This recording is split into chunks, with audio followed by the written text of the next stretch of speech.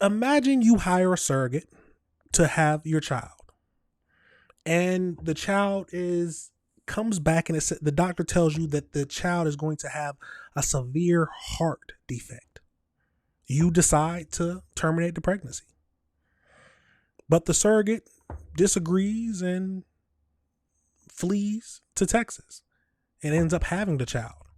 But right now, that is exactly what we're looking at, because this case is what's happening right now. We have a surrogate who gave birth even though the parents wanted her to terminate. Morning, a dramatic custody battle in the spotlight between the biological parents and the surrogate who carried a baby boy. I just know that he's a fighter, and he deserves to be surrounded by people who are 100% willing to fight alongside him. Surrogate McKenna West wants custody of the newborn she delivered on Wednesday. At 20 weeks into the pregnancy, the biological parents faced a heartbreaking choice, receiving a diagnosis of a serious condition called hypoplastic left heart syndrome. They chose to terminate the pregnancy. I didn't think that I could live with myself doing that.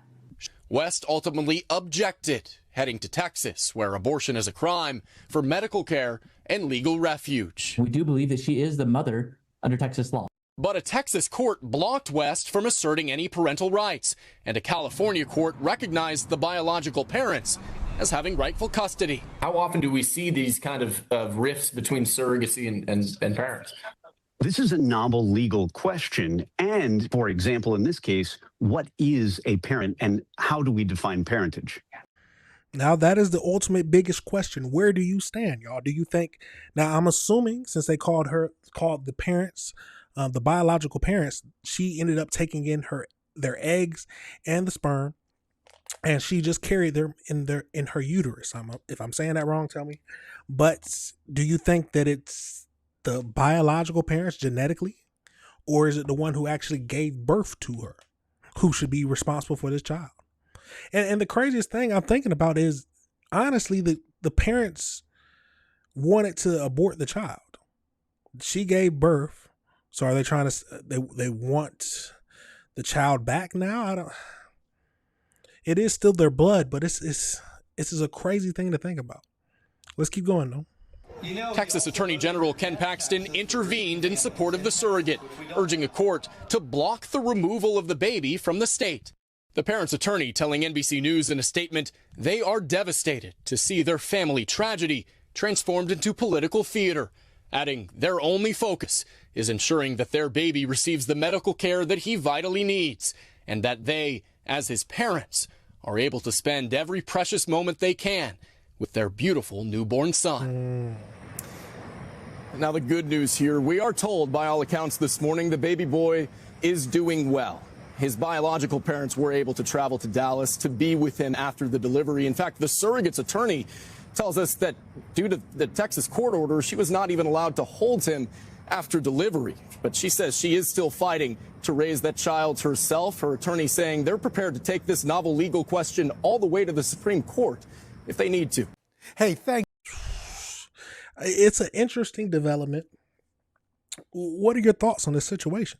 Let's get over into one more video and see what else it tells us.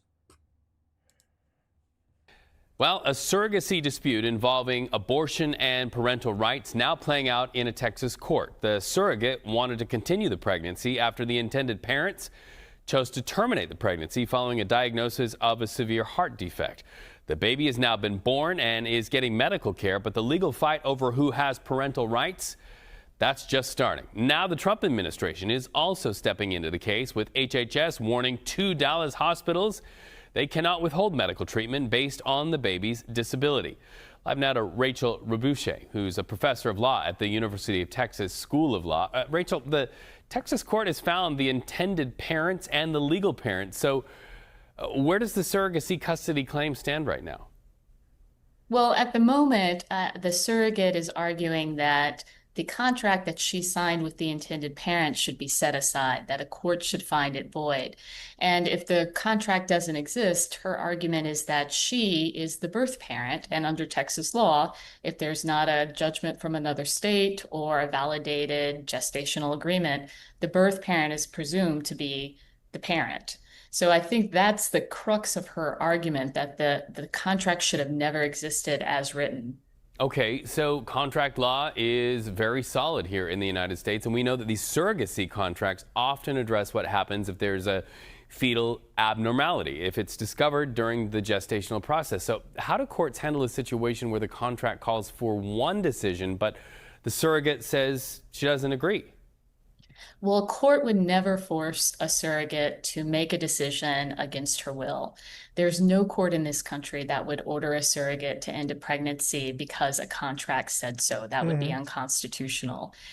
But you're right, these provisions exist in all contracts. They try to bring intended parents and surrogates together before conception to agree on what they would do if certain diagnoses or conditions manifest during the pregnancy.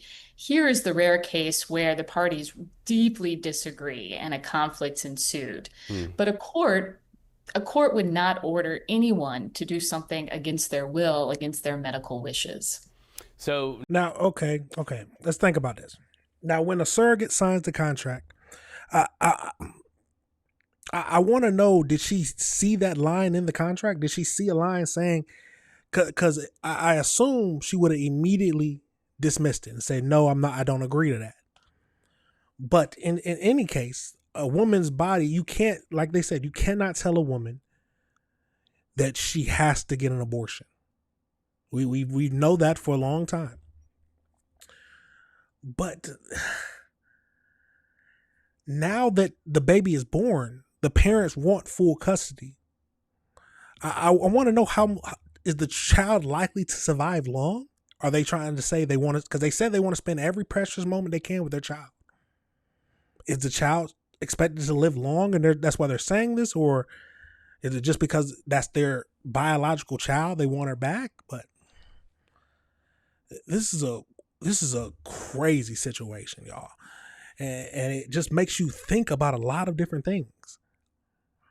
Let me know your thoughts. Let's keep going. now enter the state of Texas, reportedly monitoring these medical decisions being made for this baby. What does that mean legally, and how much authority does the state of Texas actually have over the parents' medical decisions?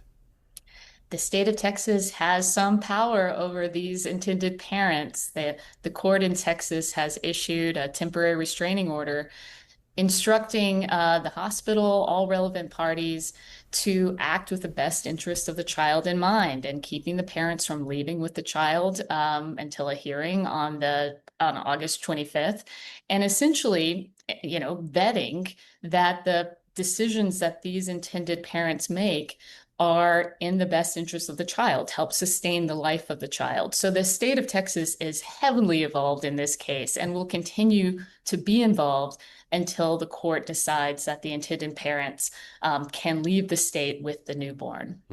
Rachel? This is very difficult to even think about, because they said they're going to do what's best interest for the child.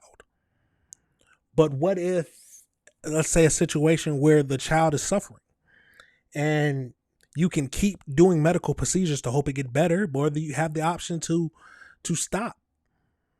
And I can't imagine being in this type of position. I'm not a parent, and I'm certainly don't know a situation between a surrogate and what right she actually has to the child. Let's get over into the AI breakdown, y'all, just to see what else we can find out about this topic. This is a crazy situation, but this is the type of stuff we got to look at.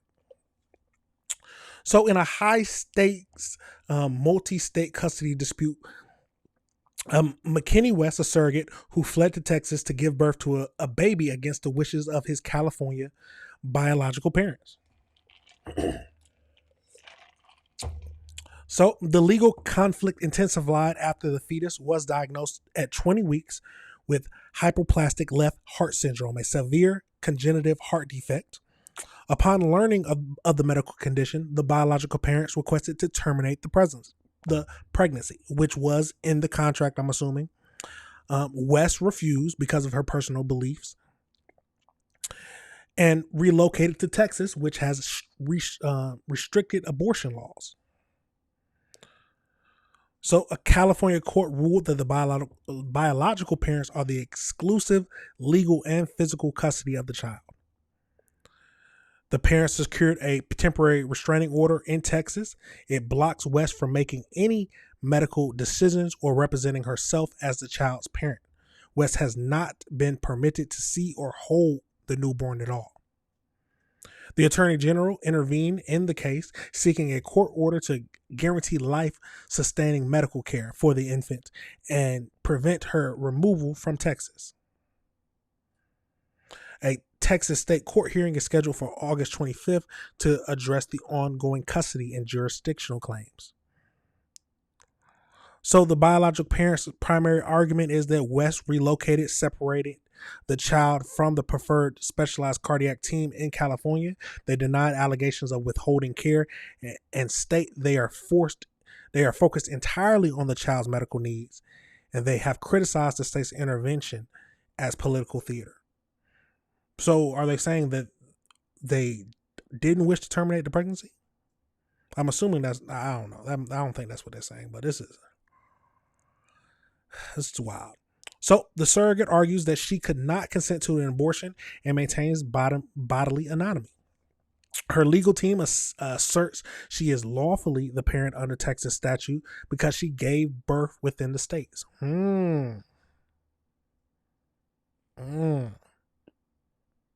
So the alleged of the biological parents might deny necessary treatment in assertion that the parents vigorous deny a Dallas judge ordered that the stabilization care must be provided. So legal experts note while the surrogacy contract often outlines arguments on terminating pregnancies, provisions forcing a surrogate to undergo a medical procedure or abortion are generally considered unenforceable due to bodily autonomy rights, which of course makes sense.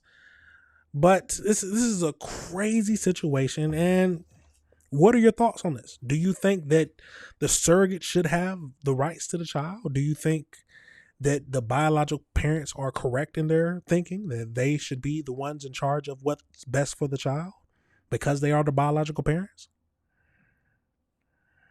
This is what she's fighting right now, and this is something we got to look at. Let me know your thoughts on that situation, y'all. Let me know if you disagree with anything I said. It's a crazy situation, but this is what we got to look at. This is what we got to look at.